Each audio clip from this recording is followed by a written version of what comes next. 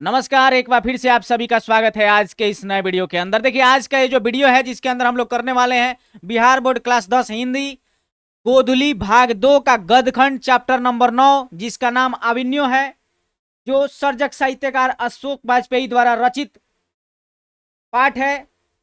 इस पाठ में संश्लेषित रचनाधर्मिता की अंतरंग झलक है। यह पाठ उनके अभिन्यो नामक गद्य एवं कविता के सृजनात्मक संग्रह से संकलित है। इस नाम के संग्रह में उनकी सृजनात्मक गद्य की कुछ रचनाएं और कविताएं हैं, जिनमें से दोनों विधाओं की 2 रचनाओं के साथ पुस्तक की भूमिका भी किंचित संपादित रूप में यहाँ प्रस्तुत है। अभिन्यो दक्षिण फ्रांस का एक मध्ययुगीन ईसाई मठ है, जहां लेखक ने 21 दिनों तक एकांत रचनात्मक प्रवाह का अवसर पाया था। प्रवास के दौरान लगभग प्रतिदिन गद्य और कविताएं लिखी गईं। इस तरह हिंदी ही नहीं, भारत से भिन्न स्थान और परिवेश के एकांत प्रवास में एक निश्चित स्थान और समय से अनुबद्ध मानस के सृजनात्मक अनुष्ठान का साक्षी यह एक वैश्विक जागरूकता और संस्कृति बोध से परिपूर्ण रचनाकार के मानस की अंतरंग झलक पेश करते हुए यह दिखाता है कि रचनाएं कैसे रूप आकार ग्रहण करती है। कोई भी रचना महज एक शब्द व्यवस्था भर नहीं होती। उसकी निर्माण प्रक्रिया में रचनाकार की प्रतिभा, उसके जटिल मानस के साथ स्थान और परिवेश की भी भूमिका महत्वपूर्ण होती है। तो ये जो अभिन्यो पाठ है, आज के इस सेशन के अंदर हम लोग जितना भी इससे सब्जेक्ट ऑब्जेक्टिव बन पाया है उसको इस सेशन के अंदर हम लोगों ने समाहित किया है। और काफी बेहतरीन प्रश्न, जिसको VVI हम लोग कह सकते हैं, 10th क्लास का जो ऑब्जेक्टिव है, क्वेश्चन बैंक को ध्यान में रख करके इस वीडियो को तैयार किया गया है। जैसा कि सर्वविदित है, सबको पता है कि इस जो सेशन जब से स्टार्ट हुआ है ये चैनल, तब से लेकर के हम लोग हर रोज ऑब्जेक्टिव कर रहे हैं रात को 9 बजे से किसी ना किसी सब्जेक्ट को। तो अभी जो है इस वक्त हम लोग रात्रि 9 बजे से हिंदी का जो है ऑब्जेक्टिव कर रहे हैं। तो वीडियो में ज्यादा बातें ना करते हुए आगे बढ़ते हैं। उससे पहले एक छोटा सा अनुरोध करना चाहते हैं कि चैनल पे पहली दफा आए हैं, चैनल को सब्सक्राइब कीजिए, बेल आइकन दबा के ऑल नोटिफिकेशन पे क्लिक कीजिए, अपने दोस्त यारों के साथ शेयर भी कीजिए और टेलीग्राम का लिंक डिस्क्रिप्शन में है, जाके उसको ज्वाइन भी कीजिए। और इसी के साथ आपके सामने पहला प्रश्न लेकर के आते हैं और पहले सवाल का जवाब देने के लिए आपके पास 30 सेकंड का समय होगा। आप कोशिश करें कि जितना कम समय में आप सवाल का जवाब दे पाएं उतना आपके लिए टाइम मैनेजमेंट में बेहतरी साबित हो पाएगी। तो देखिए पहला सवाल जो है आपके सामने है, अभिन्यो में 19 दिनों के प्रवास के दौरान लेखक ने कितने गद्य की रचना की? 27 की, 28 की, 30 की या 35 की? फटाफट से आप सभी को इसका जवाब आप लोगों को बताना है कि कितना है।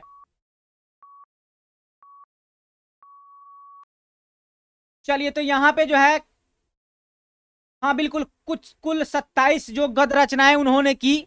ऑप्शन नंबर ए जो है वो बिल्कुल सही जवाब है। और अगला सवाल आपके सामने है, और 35 कविताएं भी उन्हीं एकांत प्रवास के दौरान उन्होंने की थी। दूसरा नंबर प्रश्न आपके सामने है, ला मादेमोजेल द अभिन्यो किसकी कृति है? Leonardo da Vinci, Picasso, Rabindranath Tagore या विंसेंट वैन गो की? किसकी रचना है? तो देखिए ये जो रचना है ये पिकासो द्वारा रचित है। ऑप्शन नंबर बी जो है वो बिल्कुल सही जवाब है। और अगला सवाल आपके सामने है, ला सुद्राज का धार्मिक उपयोग कब से कब तक होता रहा? 11वीं सदी से फ्रेंच क्रांति तक, 12वीं सदी से फ्रेंच क्रांति तक, 13वीं सदी से फ्रेंच क्रांति तक, 14वीं सदी से फ्रेंच क्रांति तक? आपको बताना है कि शत्रुज है, वो सुद्रज बोल रहे हैं, ला शत्रुज का धार्मिक उपयोग कब से कब तक होता रहा? तो देखिए ये जो होता रहा वो 14वीं सदी से फ्रेंच क्रांति तक हुई। ऑप्शन नंबर डी जो है वो बिल्कुल सही जवाब है। और अगला सवाल आपके सामने है, आपसे पूछा जा रहा है कि अभिन्यो कहाँ स्थित है? अभिन्यो कहाँ स्थित है? आपको बताना है कि अभिन्यो कहाँ स्थित है। फ्रांस के अंदर है, रूस के अंदर है, भारत के अंदर है या फिर मिस्र के अंदर है? तो देखिए अभिन्यो जो है वो फ्रांस के अंदर है। एक नदी है और उस नदी का नाम क्या है? रोन नदी है, जो कि दक्षिणी फ्रांस में है। ऑप्शन नंबर ए बिल्कुल सही जवाब है। और अगला सवाल आपके सामने है, अशोक वाजपेयी का जन्म कब हुआ था? अशोक वाजपेयी जी का जन्म आपको बताना है कि कब हुआ था। तो देखिए अशोक वाजपेयी जी का जो जन्म हुआ था वो 16 जनवरी 1941 में दुर्ग छत्तीसगढ़ में हुआ था, किंतु उनका मूल निवास जो था वो सागर मध्य प्रदेश में है। तो ऑप्शन नंबर ए जो है वो बिल्कुल सही जवाब है। और अगला सवाल आपके सामने है, अभिन्यो पाठ के लेखक का क्या नाम है? हजारी प्रसाद द्विवेदी, बिरजू महाराज, अशोक वाजपेयी या फिर भीमराव अंबेडकर? देखिए यहाँ पे जो अविद्यो पाठ के जो रचनाकार हैं, जो लेखक हैं, वो है हमारे अशोक वाजपेयी जी। तो ऑप्शन नंबर सी जो है वो बिल्कुल सही जवाब है। और अगला सवाल आपके सामने है, अशोक वाजपेयी का जन्म कहाँ हुआ था? उत्तर प्रदेश, छत्तीसगढ़, असम या मध्य प्रदेश? तो देखिए उनका जन्म तो अभी आपको बताया कि छत्तीसगढ़ में हुआ था, दुर्ग के अंदर। तो ऑप्शन नंबर बी के साथ आप जा सकते हैं, उसका दामन आप थाम सकते हैं बिना किसी संदेह के साथ। और ये जो है एकदम उत्तम जवाब है, option number B, question number 7 के लिए। तो चलिए अगला सवाल जो है आपके सामने है, अशोक वाजपेयी की लगभग कितनी मौलिक और संपादित कृतियां हैं? तो देखिए अशोक वाजपेयी की जो है वो लगभग 3 दर्जन मौलिक और संपादित कृतियां प्रकाशित है, जिनमें शहर अब भी संभावना है, एक पतंग अनंत में, तत्पुरुष, कहीं नहीं वहीं, बहुरी अकेला, और भी कई सारी रचनाएं इसमें शामिल है। तो ऑप्शन नंबर सी जो है वो बिल्कुल सही जवाब है। और अगला सवाल आपके सामने है, अविन्यो कहाँ का एक मध्ययुगीन ईसाई संगठन है? उत्तरी फ्रांस की, दक्षिणी फ्रांस की, उत्तरी अमेरिका की, या इनमें से कोई नहीं? तो देखिए अविन्यो जो है एक मध्ययुगीन ईसाई मठ है, जो कि दक्षिणी फ्रांस के अंदर है। तो ऑप्शन नंबर बी जो है वो बिल्कुल सही जवाब है। और अगला सवाल आपके सामने है,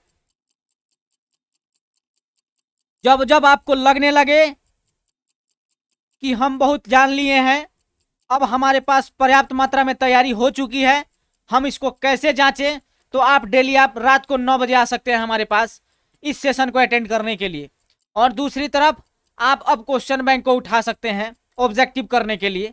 अगर आपने पाठ को निरंतर पढ़ा है, जितना हमने बताया है कि आपको चैप्टर पढ़ना है, हर रोज जिस भी चैप्टर का ऑब्जेक्टिव कराया जाता है, आपको पता होता है कि अगला चैप्टर कौन सा है, उसको पढ़ के आना है रात के 9 बजे से, है कि नहीं? डेटा आपको कम से कम 100 से 200 MB तक का डेटा आपको बचा के रखना है, और 25 से 30 मिनट का समय हर रोज आपको बचा के रखना है।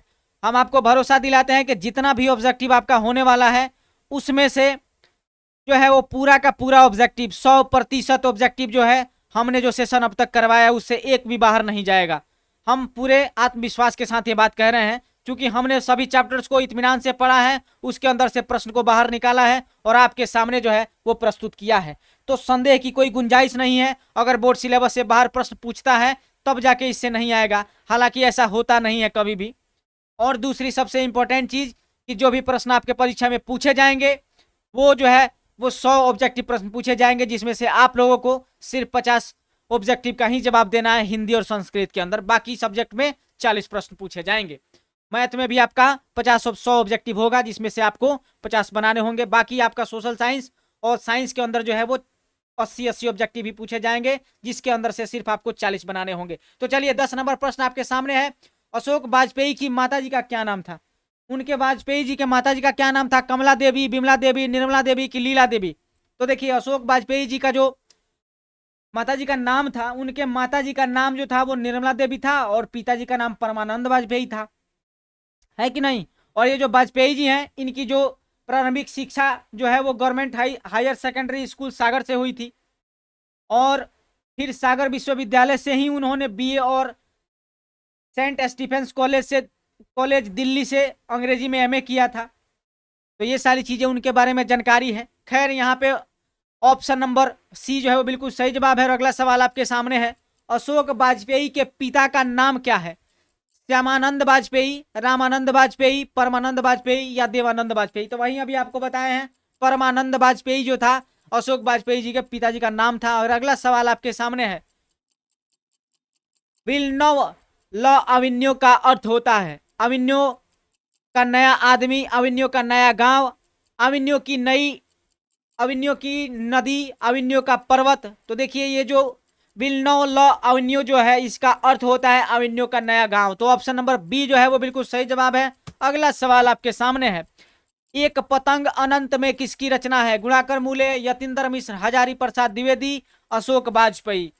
तो देखिए हम आपको कई बार बताए हैं, आपको फिर से बता रहे हैं कि चैप्टर जब उससे संबंधित चल रहा है तो आप इत्मीनान से आसानी से उसका जवाब दे पाएंगे, लेकिन जब बल्क में हम इसका कराएंगे ऑब्जेक्टिव, तब आप अगर बता पाएंगे, तब ये माना जाएगा, तब इस बात का आपको भरोसा हो जाएगा कि आपने जो पढ़ा है वो आपके दिमाग में है। चूंकि ये चैप्टर इसी से संबंधित है, तो आप आसानी से इसका जवाब दे सकते हैं कि ये जवाब जो है ऑप्शन नंबर डी होगा, अशोक वाजपेयी के द्वारा एक पतंग अनंत में लिखा गया है, उनकी रचना है। तो अगला सवाल आपके सामने है, अशोक वाजपेयी ने किस पत्रिका का संपादन किया?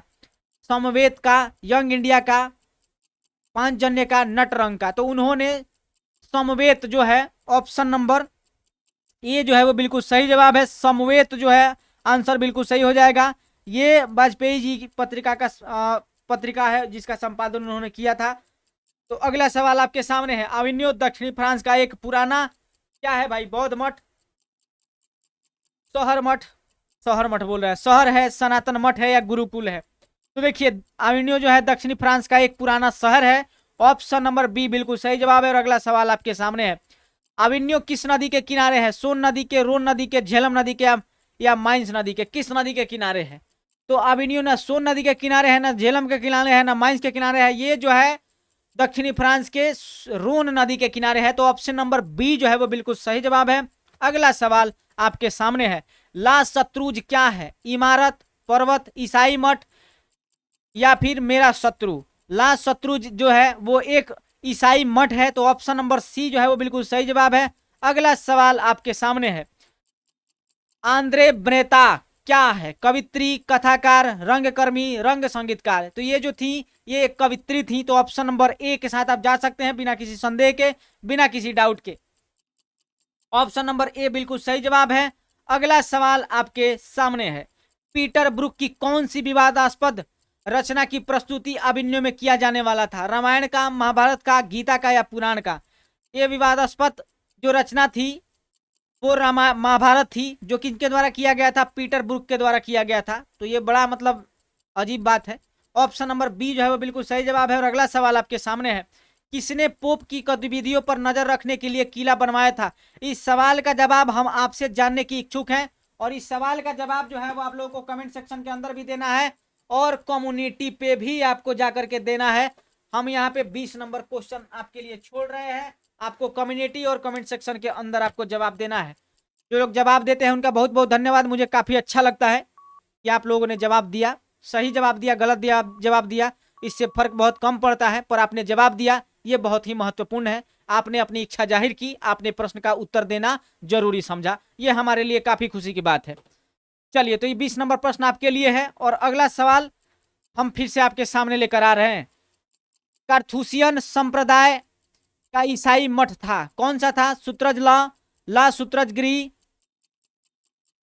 अरे शत्रुज ना होगा, सुत्रज बोल रहे हैं, शत्रुज ला शत्रुगिरी, ला शत्रुज, या फिर ला शत्रुज ला?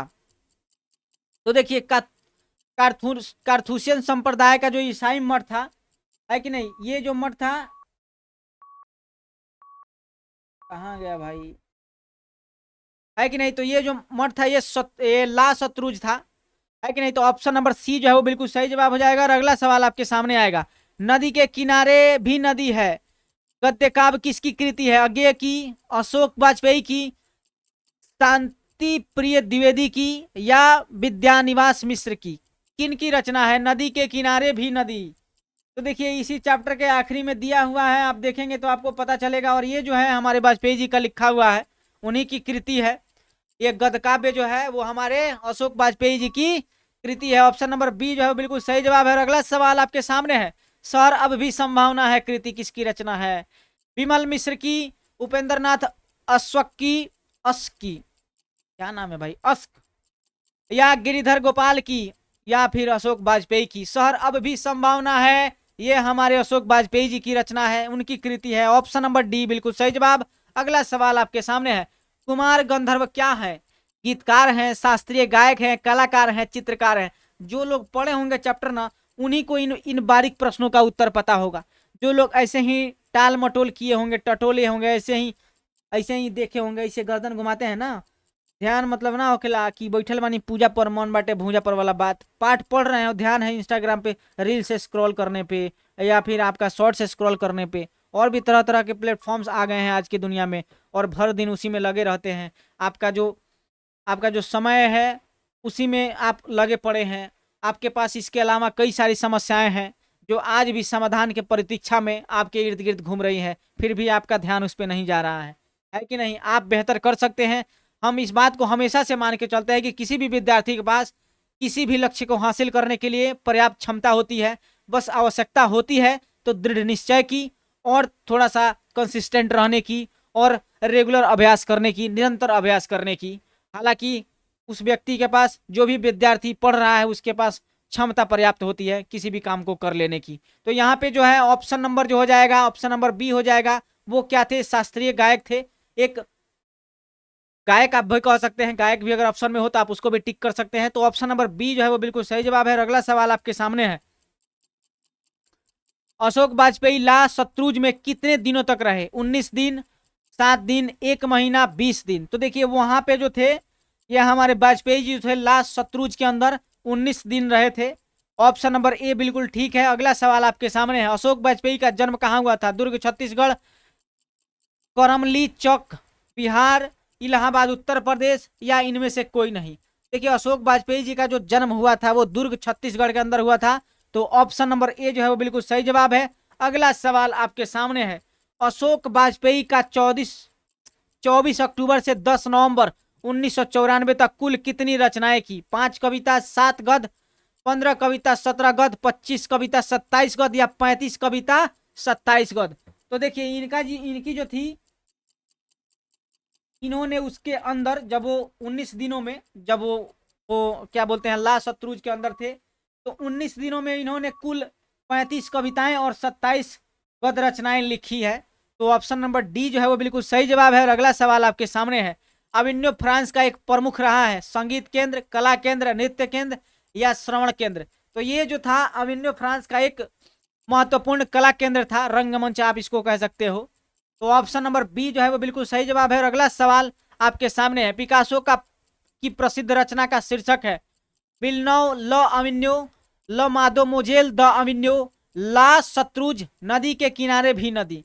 तो देखिए उनकी जो रचना थी पिकासो की, वो हालांकि वो एक चित्रकार भी बहुत बेहतरीन है, पता नहीं अब हैं कि नहीं, थे भी आप कह सकते हैं, लेकिन उनकी एक प्रसिद्ध रचना भी है जिसका नाम है ल मादो, अरे लॉर्ड मादा मोजेल द अविन्यो, उनकी जो एक प्रसिद्ध रचना है जिसका शीर्षक का नाम है। तो ऑप्शन नंबर बी जो है वो बिल्कुल सही जवाब है। और अगला सवाल आपके सामने है, अशोक वाजपेयी की रचनात्मक प्रतिभा कौन है? प्रतीक्षा करते हैं पत्थर, नदी के किनारे भी नदी, या फिर ए और बी दोनों, या इनमें से कोई नहीं। तो देखिए अशोक वाजपेयी की रचनात्मक प्रतिभा जो है वो 2 रचनाओं से उभर कर आती है, जिसमें एक है प्रतिभा करते हैं पत्थर और दूसरा जो है नदी के किनारे भी नदी। यानी कि ऑप्शन नंबर सी के साथ आप जा सकते हैं, ए और बी दोनों सही है। और अगला सवाल आपके सामने है, इनमें किसका संपादन अशोक वाजपेयी ने नहीं किया?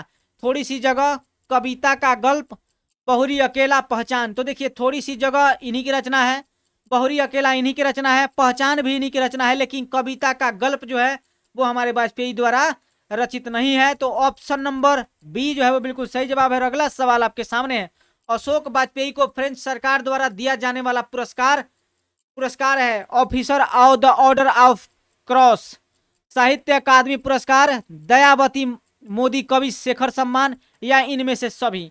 तो देखिए अशोक वाजपेयी जी को जो फ्रेंच सरकार द्वारा दिया जाने वाला पुरस्कार था वो था officer of the order of cross, यानी कि ऑप्शन नंबर ए जो है वो बिल्कुल सही जवाब है। और हम लोग कर रहे हैं बिहार बोर्ड मैट्रिक परीक्षा 2024 के लिए क्लास 10 बिहार बोर्ड का हिंदी का ऑब्जेक्टिव, बीबीआई ऑब्जेक्टिव जिसको हम कह सकते हैं, वो हम कर रहे हैं क्वेश्चन बैंक के हिसाब से, हम लोग क्वेश्चन आंसर ऑब्जेक्टिव का कर रहे हैं। तो यहाँ पे ऑप्शन नंबर ए जो है वो 32 का बिल्कुल सही हो जाएगा। और अगला सवाल आपके सामने होगा, लेखक कितने वर्ष पहले अभिनव गए थे? 5 साल, 8 साल, 10 साल, या फिर 2 साल पहले? कितने वर्ष पहले अभिनव गए थे?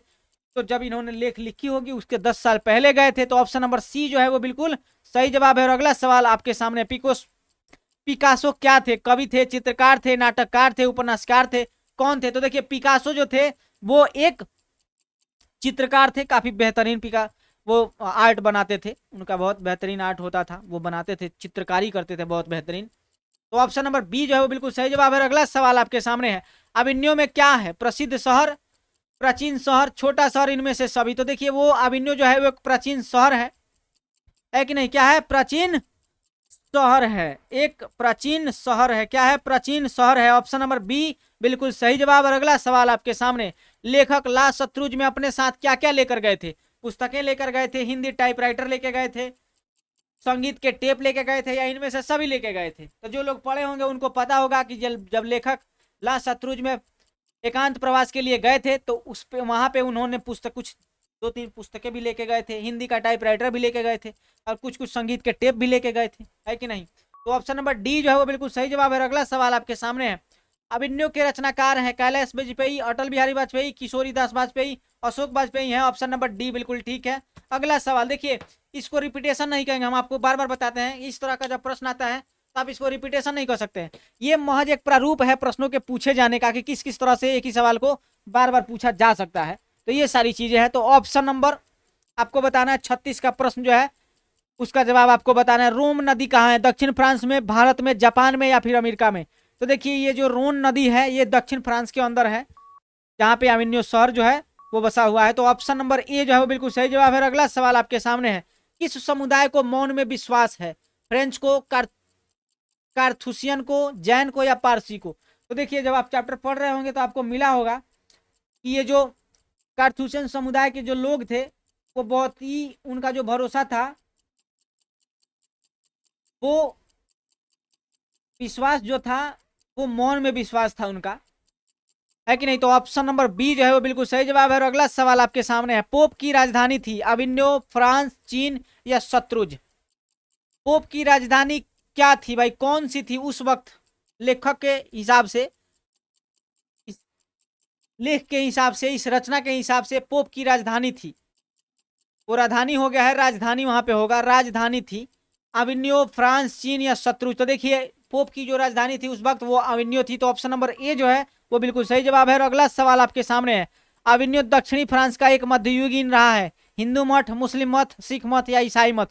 अविन्यो दक्षिण फ्रांस का एक मध्ययुगीन ईसाई मठ रहा है। तो ऑप्शन नंबर डी जो है वो बिल्कुल सही है। और आखिरी प्रश्न आपके सामने है, रेनेसां क्या है, कवि है, कथाकार है, रंगकर्मी है कि रंग संगीतकार है।